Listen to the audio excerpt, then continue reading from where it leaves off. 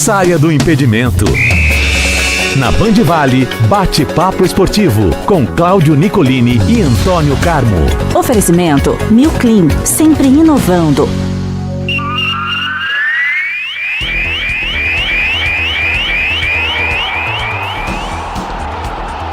É hora de falar de esportes, é o bate-papo de todas as manhãs com o eclético Antônio Carmo, para a galera que nos acompanha em áudio e vídeo e também no radinho de pilha, meu querido Antônio Carmo. Bom dia para você. É uma distância que nos separa, né? Bom dia para você, Cláudio Nicolini, bom dia especialmente a todos os amigos que estão conosco, nos prestigiando aqui no Bate-Papo Esportivo. Muito bom, Brasil tá em campo, Antônio Carmo, com Bento no gol. Falei para você, hein? Reza pro São Bento hoje. Bento, Vitinho, moço do Botafogo na lateral, Gabriel Magalhães, Éder Militão na quarta zaga e o Casemiro de volante, o Bruno Guimarães, o Vinícius Júnior, o Rodrigo, o Douglas Santos na lateral, o Estevão, o Matheus Cunha. Esse é o time do Carlo Ancelotti. É mesmo um 4-2-4, Antônio Carmo? O Brasil sai na frente, Antônio Carmo. 12 minutos, 1-0. Gol do Estevão, recebeu um passe aprofundado, estou vendo aqui um passe, acho que foi o Casemiro que recebeu ali na entrada da área, está chovendo lá em Seul, né? Fez um passe, ele entrou por trás da zaga, se não tiver VAR ali para ver se está impedido ou não, o Brasil está fazendo 1-0 em cima da Coreia. O Estevão, que é promessa aí de ser um novo grande jogador dessa nova geração da seleção brasileira, e vamos ver se isso se configura ou não, né? Se vai acontecer mesmo ou não. O Carlo Ancelotti bota um time muito ofensivo, a gente falou ontem, Nicolini, com Vini Júnior, Rodrigo, Estevão, Matheus Cunha, são 4 atacantes. O Rodrigo faz essa função, consegue fazer essa boa função de vir, articular um pouco mais a jogada, de trabalhar mais no meio campo, fazendo o que um antigo meia fazia, né? Levando a bola, trabalhando. Dá para fazer isso aí, mas é um time ofensivo, né? O Brasil vai ganhando por 1-0. O amistoso a gente fala aqui, é claro que não é um amistoso que chama a atenção, Nicolini, que todo mundo vai ficar parado, até porque é sexta-feira, 8 da manhã, e os clubes reclamam no Brasil, a torcida não dá muita bola, mas para o técnico e para o segmento aí do trabalho, né? Sequência do trabalho, tem que ter esses. O Carlo Ancelotti não podia hoje, por exemplo, com todo mundo aí jogando, ele falou, não, eu não vou fazer nenhum amistoso, não, porque senão vai atrapalhar aqui a vida de alguns clubes aí, todo mundo treinando. Então todo mundo vai fazer o seu jogo oficial, o seu jogo amistoso, o Brasil tem que fazer. A gente fica questionando, poderia ter uma qualidade melhor de adversário. Mas os melhores adversários estão na Europa, e os europeus, todos eles estão envolvidos nessa data FIFA em jogos eliminatórios, todos eles estão correndo atrás aí da classificação para a Copa do Mundo do ano que vem. Então, na verdade, é o que nós temos aí, Nicolini, vamos acompanhar, e para o Ancelotti, claro que é importante, né? Ele vê ali o grupo, o jogador que chega, como é que se comporta, como é que ele aceita as determinações, as mudanças que vêm de técnico para técnico, né? Não está acostumado a trabalhar com o estilo de Carlo Ancelotti, poucos são aí os jogadores já dirigidos por ele, então é claro que é importante para a seleção brasileira, né? Muito bom, Antônio Carmo, vamos acompanhando, o Brasil está jogando, gol confirmado do Estevão, 1-0 nesse momento, 14 minutos, quase 15 da etapa inicial da peleja que acontece lá do outro lado do mundo, na Coreia do Sul. A Coreia que tem aí meio time que joga na Europa também, tem uns caboclos que jogam em liga bacana. Já não é mais aquela coisa também, aquele patinho feio, viu, Antônio Carmo? Não, a Coreia, inclusive, quando participou da Copa do Mundo, né, junto com o Japão em 2002, chegou lá nas semifinais, deu trabalho, né, tem, como você disse, muitos jogadores já que atuam no futebol europeu, tem esse som aí, que é o jogador de mais destaque, né, que atua na Inglaterra, tem outros jogadores que já militam aí no futebol internacional, que já saíram apenas lá do eixo asiático, que hoje já conseguem fazer um bom trabalho, já realmente não é mais uma seleção principiante, como já foi, né, em tempos atrás aí, mas hoje já tem uma qualidade melhor. E aí, Antônio Carmo, na Europa tem um monte de jogo de eliminatória, mas jogo bom mesmo, tá difícil, né? Ontem, Tem uns ontem tal teve de um assim. 10-0, né? Teve um 10-0 ontem, né? Tá vendo? Aquele clássico maravilhoso. Sei quem que ganhou de 10, quem que perdeu. Foi a Áustria, que ganhou de San Marino. San Marino é um patinho feio, né? Tem que disputar as San eliminatórias junto Marino, com o San Liechtenstein. Marino, o negócio é só ter Fórmula 1, Antônio Carlos, não é? Mais nada. Grande Prêmio de San Marino. É onde a O gente lembra de San Marino. San Marino, né? Mas ontem teve a Holanda, né, com Memphis Depay marcando mais um gol, ganhou de Malta, né? Não é puro malte, é Aí. Malta, é outra coisa, não mistura, tá E a certo? Escócia também, já 4-0, lembrei do uísque. É sexta-feira, Antônio já Carlos. foi no isso. Já viu, né? Isso que é verdade. A gente tá nessa vibe, diriam os mais novos. Escócia 3-1 na Grécia. A Grécia que já foi campeã europeia. Estragou a vida Sensação. de Portugal de Portugal em 2004, em pleno Lisboa lá, ganhou o título de Portugal por 1-0, quando o Filipão se consagrou como técnico de Portugal e tal. Depois Portugal ganhou a sua Eurocopa, mas podia ter vencido, mas a Grécia não deixou, né? A Croácia, sempre uma seleção que tá chegando, vice-campeão mundial, aquela coisa toda. Croácia empatou com a República Tcheca em 0-0. Mas tem jogo, viu, Nicolini? Olha, tem que tomar cuidado aí. Nós não, né? Mas a Você brigou com algum Alemanha, a estagiário? Itália... Não, tá tudo bem. Por quê? Porque Qual senão que tem, aconteceu ó, pra eles podia aí? esquecer, podia escolher. Para estagiário ver. Oi. Cazaquistão e Liechtenstein, Kosovo e Eslovênia. Não é? É um jogo bom para estagiário que está começando. Fala assim, ó, faz um relatório para mim com os principais lances Islândia e os destaques da partida. Fale-me desse camisa 18 que entrou aí, que mudou a história do jogo. Islândia e Ucrânia também. A Islândia que já jogou uma Copa do Mundo. E hoje tem o clássico, o Sul-Sul lá, Suécia e Suíça. Aí são duas seleções que, encardidas, né, Nicolini? Vira e mexe, estão participando aí de Copa, dando trabalho. Suécia, todo mundo se lembra, 58, Brasil campeão. Mas o Brasil, que para ser campeão em 94, passou pela Suécia também, aquele gol lá nos Estados Unidos de cabeça do Romário. E a Suécia, sempre dando, é a seleção que o Brasil mais enfrentou na história das Copas, é a Suécia, que hoje joga contra a Suíça. Quase toda a Copa tem. Tem, Brasil e Suécia, tem que aparecer. A famosa geração belga, Nicolina. A Bélgica tem uma seleção, uma geração de ouro faz 40 anos. Agora ninguém segura, agora é a Bélgica. Agora é a Bélgica, é De Bruyne, depois vem outro, não sei quem, e a Bélgica nunca vai para lugar nenhum. A Bélgica pega a Macedônia do Norte, que na última Copa eliminou a Itália, jogando na Itália, né? Depois acho que não foi para a Copa. Agora, quem vive um momento complicado é a Alemanha, né? A Alemanha joga contra Luxemburgo hoje, que não é o Vanderlei, e a Alemanha que deu um jeito, né? Joga em casa, ela é a terceira colocada no grupo, com uma vitória e uma derrota. No saldo de gols ela perde para a Irlanda do Norte, e a Eslováquia que lidera o grupo com 2 vitórias. A Alemanha pega Luxemburgo, que perdeu os 2 jogos que fez. A Alemanha tomou de 2-0 da Eslováquia e ganhou de 3-1 da Irlanda do Norte. Já ganha hoje. O grupo é curto, Nicolas, são 4 seleções, tem grupos de 4 e grupos com 5 seleções esse ano na Europa. Então, essa é a terceira rodada. Na quarta-feira será realizada a quarta, saúde aí, e depois vem em novembro as 2 últimas rodadas, né?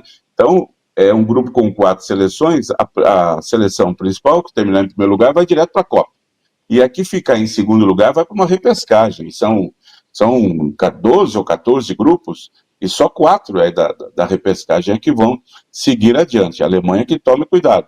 A Itália é outra, né, que está no grupo da Noruega, e ela tomou de 3-0 da Noruega na primeira rodada lá.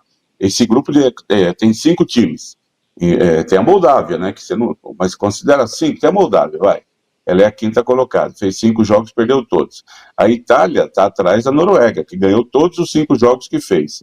E depois a Itália vai receber a Noruega em casa. E o saldo de gols aí vai ser preponderante. E a Itália primeiro vai ter que ganhar da Noruega, lá daquele centroavantão, o Cometa Haaland lá, do Manchester City, que está fazendo tudo quanto é jogo. O Haaland. E a Itália corre o risco de novo, faz 2 Copas já que a Itália não disputa a Copa do Mundo. Então, tem algumas coisas aí para acontecer. Molecada de 18, 19 anos, acho que Itália, Luxemburgo e San Marino é tudo a mesma coisa, viu, Antônio Carlos? Não disputa a Copa, só toma bordoada, é coisa de louco, viu? A Itália que já teve, né, o maior campeonato nacional do mundo lá nos anos 80, quando começou a levar os grandes jogadores para lá, coisa que a Inglaterra hoje faz com mais capacidade, né, era na Itália, é isso mesmo. Portugal, que está muito bem, joga amanhã contra a Irlanda, é um grande jogo. A Itália, que eu falei, joga amanhã com a Estônia. Então tem jogo amanhã, tem jogo domingo, tem jogo segundo, tem jogo terça. Todo mundo aí fazendo 2 jogos nessa data FIFA. É isso. Muito bom, Antônio Carlos. Vamos ficar de olho nesses jogos da Europa também. Aqui na Celeuma Doméstica, amanhã tem um Parmeira e Juventude que não tem mais Parmalat, tá bom, Antônio Carlos? Um jogo protocolar para o Palmeiras, mesmo sem vários titulares, qualquer coisa que não seja uma vitória é tragédia, hein? Os veteranos do Palmeiras estiveram treinando aí e o Abel Ferreira ficou de olho, né? O Ademir da Guia, com 83 anos, tá jogando no Master, no time do Palmeiras que brinca por aí. Lá no Juventude também. Tem aquele com meia. Rosemiro, como é que é o nome dele? Tá com 43 anos, 44 anos, tá jogando lá no Juventude. Cujo apelido não configura-se com a idade, é o Nenê, né? Nenê. Já jogou em tantos times, tá lá. Pois é, Nicolas, é um jogo cercado, que ganhou uma importância muito maior, já seria um jogo atrasado da 14ª, 15ª rodada, seria protocolar, sem dúvida alguma, para o Palmeiras, mas o Palmeiras vai jogar muito, mas muito desfalcado, não tem ataque, né? Vai jogar Luigi e mais um. Vamos ver quem é que pode entrar no ataque do Palmeiras amanhã. Jogadores machucados, jogadores suspensos, como é o caso do Vitor Roque, e jogadores convocados, não para a seleção brasileira, não foi nenhum para a seleção brasileira, mas tem 2 na seleção do Uruguai, 2 na seleção da Argentina, 1 na seleção do Paraguai, e jogadores importantes, como o Aníbal Moreno, como o Flaco Lopes, como o Gustavo Gomes. Então tem que se virar.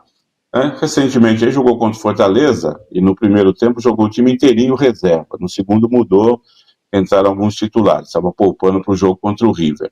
Então isso acontece, o Palmeiras aceitou, ele poderia não aceitar jogar essa partida na data FIFA, ninguém é obrigado, não, de forma alguma, é data FIFA, mas ele aceitou aí com a CBF, a CBF marcou o jogo e foi. Até que Palmeiras e Santos, aquele jogo atrasado também, ficou para a data FIFA, Nicolino, de novembro, e não tem mais data aí para ficar escolhendo, para poder acertar esses jogos atrasados. Sim.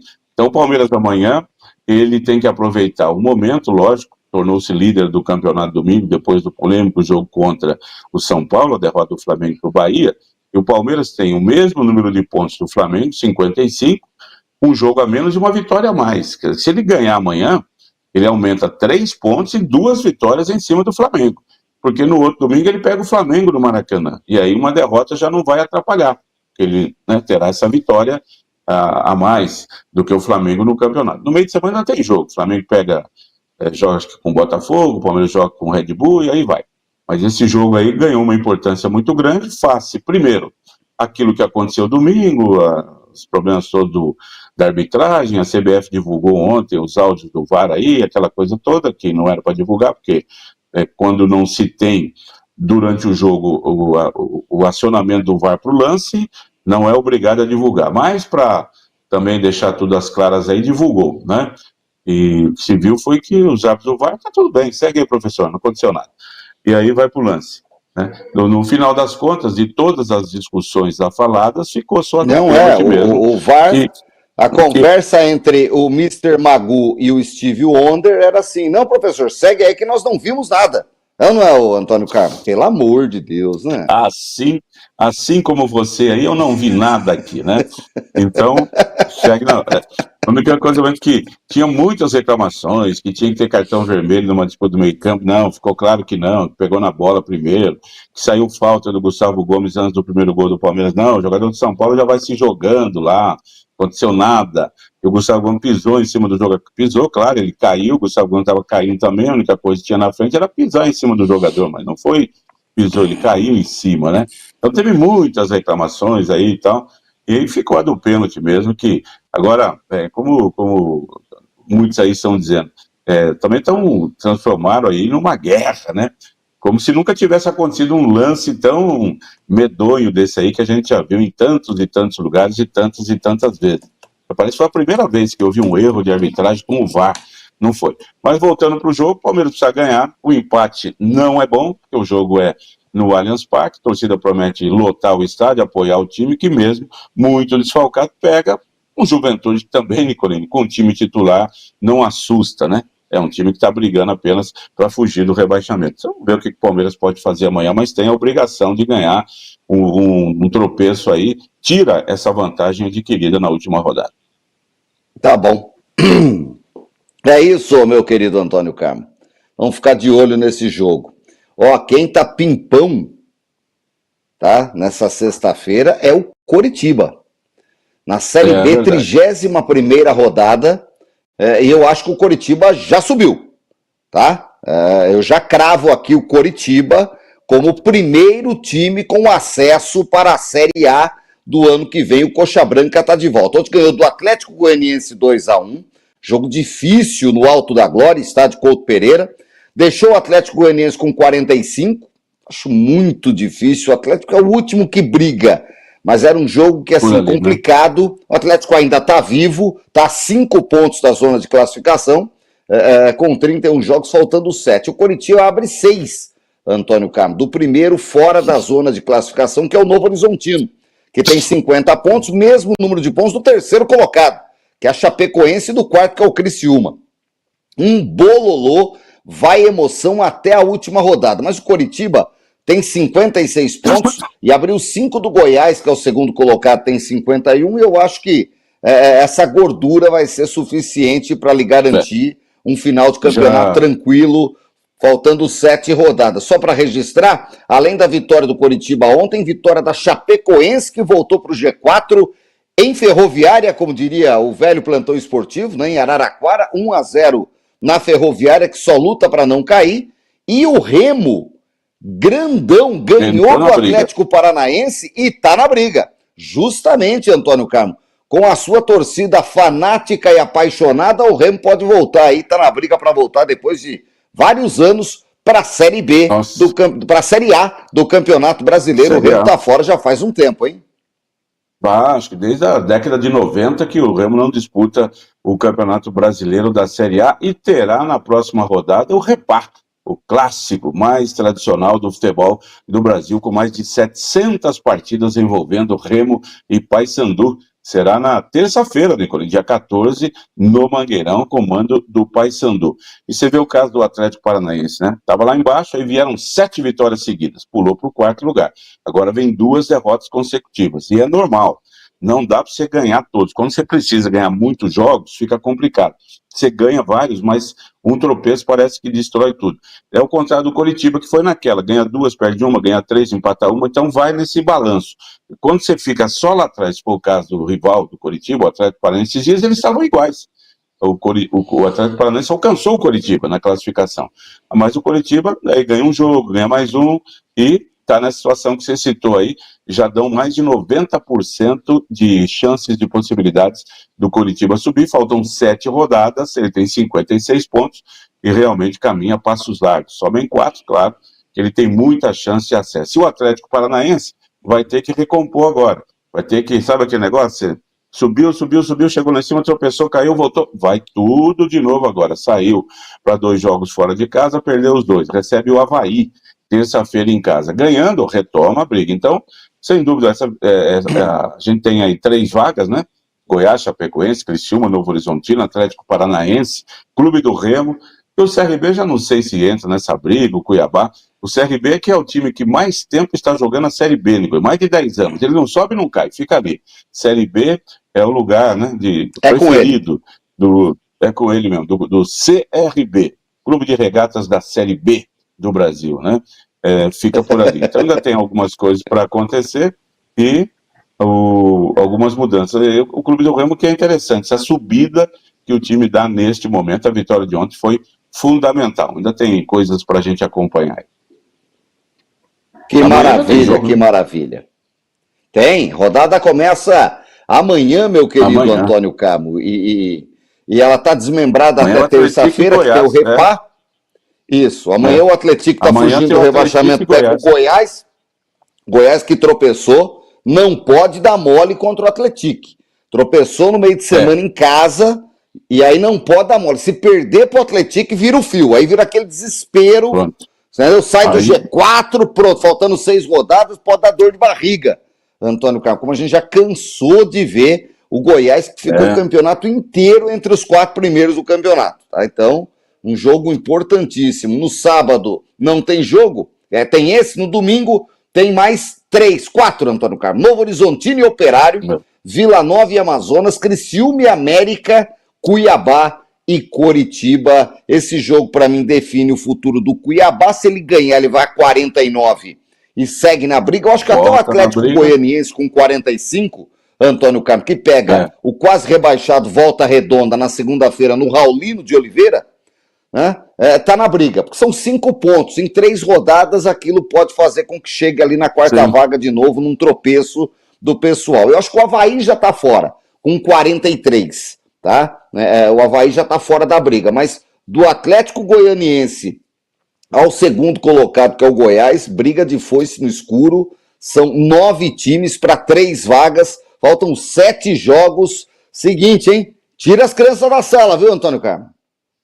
E na parte de baixo da tabela também a briga, né? E o clássico Botaferro, Botafogo e Ferroviária pode ir para a Série C no ano que vem, né? Ferroviária, com a derrota de ontem, caiu para antepenúltima, para a primeira posição fora da zona de rebaixamento, é o 16º colocado, time da Ferroviária, e o Botafogo vem logo na sequência com 32. Ferroviária ainda está 4 pontos, então uma rodada fora da zona do rebaixamento. Mesmo que ela perca, que o Botafogo ganhe, ela continuará fora da zona de rebaixamento. Mas está fazendo um esforço danado aí também, o time da Ferroviária, para cair para a Série C, e um dos dois aí eu acho que vai se juntar, o Paysandu, a Volta Redonda, tem o Amazonas.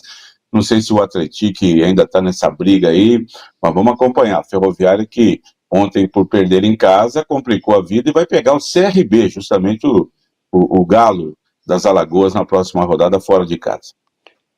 Na Série C teremos a definição de tudo amanhã, meu querido Antônio Carmo, e também vamos saber quem que sobe para a Série B. Sobem 4 times, né?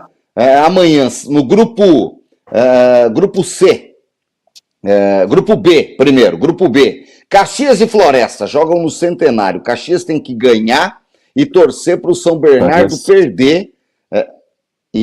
Não, o saldo é -2-0, se ganha de 2 gols de diferença ou o outro perde de 2 gols, tem que ganhar, né? E o São Bernardo perder do Londrina. O jogo é no Vitorino Dias, o campo do Londrina, amanhã, os 2 jogos 5 da tarde. Todo mundo briga por tudo. São Bernardo pode chegar à inédita Série B, Antônio Carmo.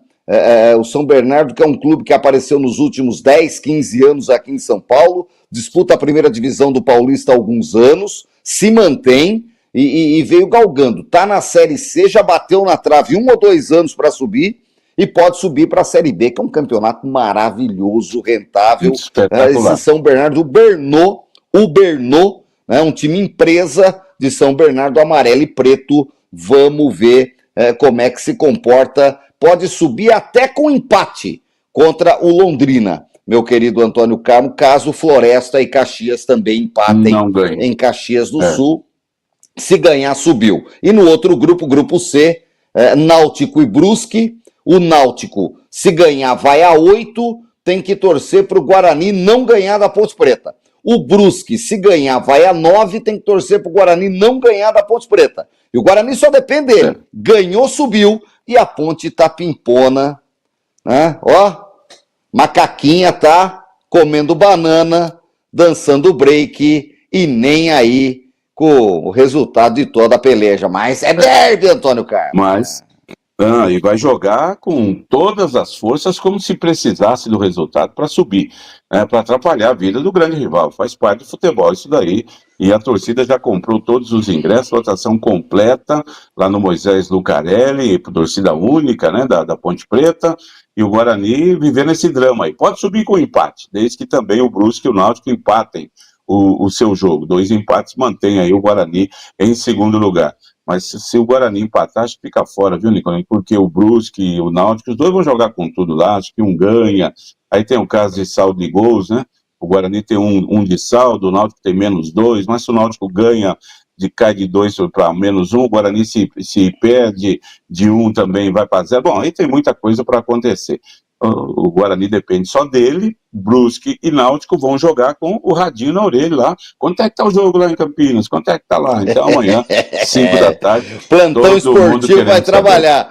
Vai ter que ir toda hora passando o resultado, né? O Brusque, que é o patinho feio aí, perdeu os 3 primeiros jogos, depois ganhou os outros 2 e agora vai. O Náutico, que tropeçou nos confrontos contra os campineiros, 2 derrotas e 2 empates, pode pagar caro por isso aí. Vamos acompanhar. Então tem um time que subiu, que é a Ponte Preta, e 3 vagas em aberto. Vê que o Londrina, que joga em casa amanhã contra o São Bernardo, se ele perder, ele pode ficar fora, porque ele tem um saldo de 2 gols, mas se ele perde, cai para 1, se perder de 1-0. São Bernardo tem 0, pode subir para 1. E aí o Floresta ganhando iguala tudo. Ficam Londrina, São Bernardo e Floresta com 9 pontos, vai para o saldo de gols. Então tem ainda muita definição para acontecer. Muito bom. O Guarani vai querer ser a Portuguesa Santista, que na decisão do acesso de 64 foi lá no Majestoso e ganhou da Ponte Preta por 1-0. Gol de Samarone, o jovem Samarone, e conseguiu o acesso para a primeira divisão de 65, quando a Briosa chegou, Antônio Carmo, e junto com o Santos fez clássicos históricos da Baixada, o clássico das praias, Santos e Portuguesa. Foi longe agora, hein? Foi buscar na história aí um momento extraordinário. Samarone, que depois viria a ser camisa 10 do Fluminense, campeão brasileiro de 1970. Sim. E depois também jogou no Flamengo, jogou no Corinthians. Doutor Samara, depois ele, depois que se aposentou, acho que virou advogado, alguma coisa assim. Samarone era um bom jogador do meio-campo ofensivo, fazia muitos gols. Muito bom. Ó, um destaque: Barão da Serra Negra, amanhã, 6 da tarde. Campo Raiz de Lambrá, torcida vai lotar.